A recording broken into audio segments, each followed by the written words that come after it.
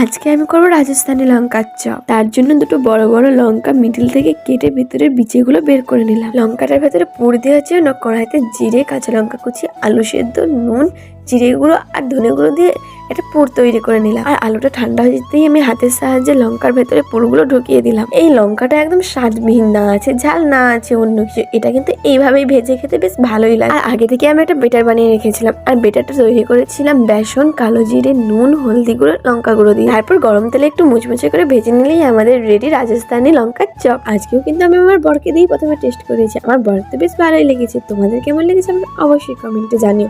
আর ভিডিওটা ভালো লাগলে লাইক করে চ্যানেলটা সাবস্ক্রাইব করে দিও, আর পাশে থাকা বেল আইকনটা টুং করে দিও। টাটা।